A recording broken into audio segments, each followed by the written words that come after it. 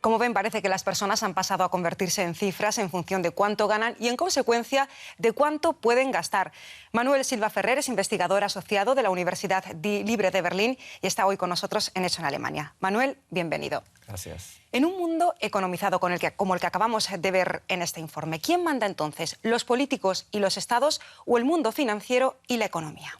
Bueno, la política y la economía son los dos grandes, componentes, los dos grandes motores del mundo, y la sociedad, los ciudadanos vivimos permanentemente sometidos a las estructuras y a las instancias que estos dos grandes poderes viven activando. Y por supuesto, entre ellos dos, permanentemente viven en constante fricción. Por una parte, la economía, por intentar desarrollar lo más libre que pueda todo su potencial creativo y su capacidad de generar riqueza y de acumulación de esta riqueza, y por otra parte, los estados y los gobiernos por intentar proveer a los ciudadanos dentro de sus territorios de la mayor cantidad de bienestar posible.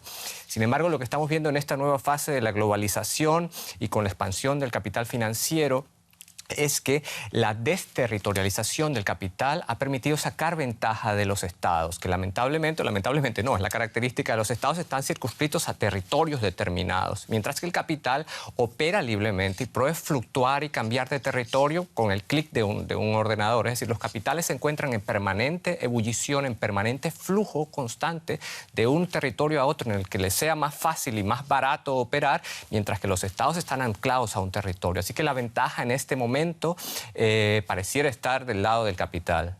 Nos encaminamos hacia la cuarta revolución industrial, en la que los robots van a ser los protagonistas. ¿Qué papel le va a quedar entonces a las personas? Porque desde el punto de vista de los costes de producción, con los robots no podemos competir. Sí, bueno, estamos viviendo en esta fase actual de la globalización tecnológica un cambio radical en nuestra vida cotidiana y un cambio radical en los modelos de producción y de operación de la vida en general. Al lado del sector energético, que siempre es la base del movimiento económico, va a haber, y ya lo estamos viendo en la actualidad, dos grandes sectores que controlan el mundo de la economía: el sector tecnológico y el sector de los servicios, que va a ser el gran empleador.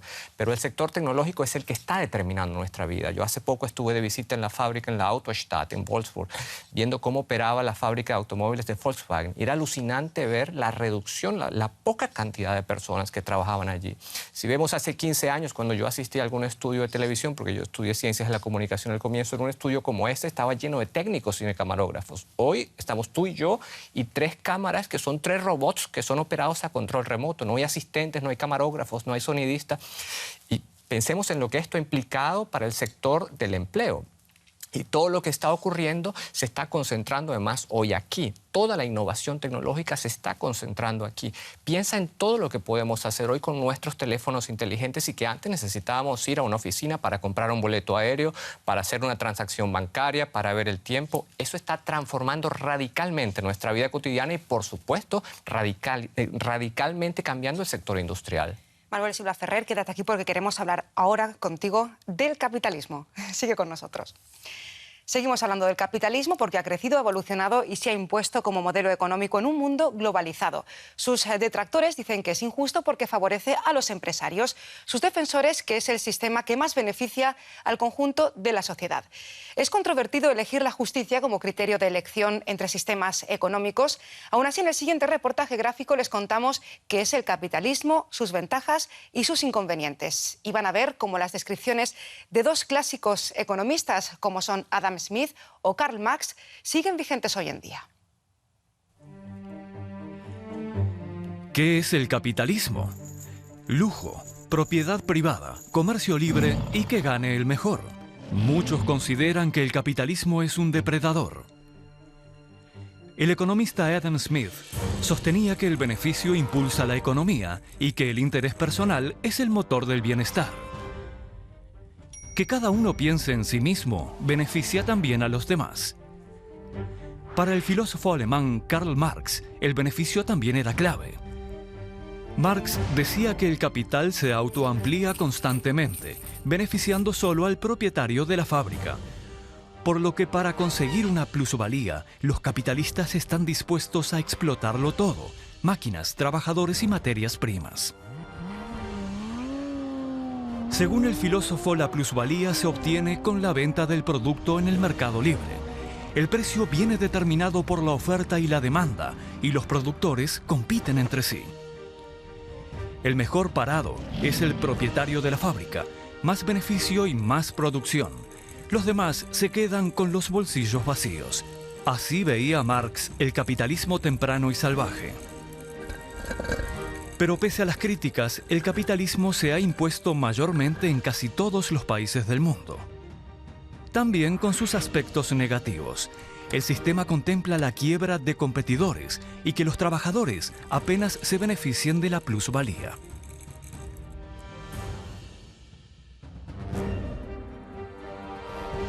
Sueldos bajos, desigualdad, pobreza, deterioro del medio ambiente, crisis financieras y monopolio.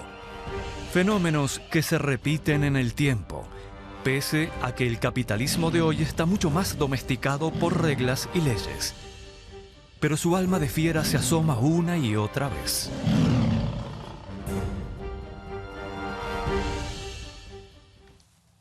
Hemos visto en este reportaje el lado oscuro más salvaje del capitalismo, pero Manuel Silva Ferrer hasta ahora no se ha inventado ningún sistema, ningún modelo económico mejor, porque el socialismo a día de hoy podemos darlo por fracasado.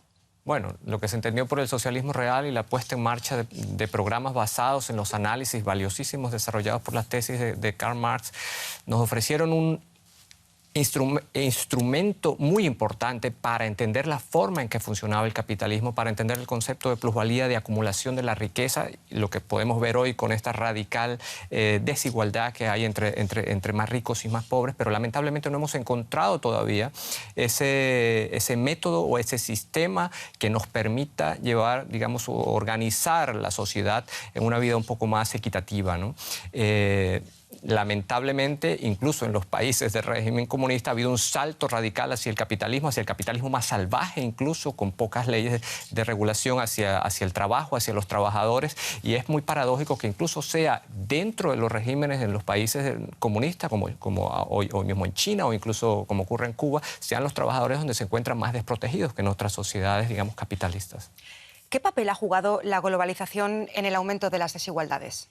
Bueno, como decía en la primera parte del programa, el hecho de los flujos radicales de capitales que han podido rebasar las barreras y las restricciones impuestas por los gobiernos y por los estados han permitido ubicarse al capital en lugares del planeta que les han permitido incrementar y hacer cada vez más grandes y más enormes las ganancias de los flujos y de los capitales financieros. Esto, por supuesto, es lo que ha agudizado la expansión de las diferencias entre los más ricos y los más pobres. A esto hay que agregar la transformación tecnológica que ha facilitado estos flujos de capitales y que ha permitido lentamente que el sistema de acumulación se haya vuelto se haya distorsionado una vez más, en el cual en este momento 10 personas poseen una riqueza que es comparable a una porción importante del resto de los habitantes del planeta. Es decir, estamos montados en este momento en una burbuja que tarde o temprano habrá que desmontar.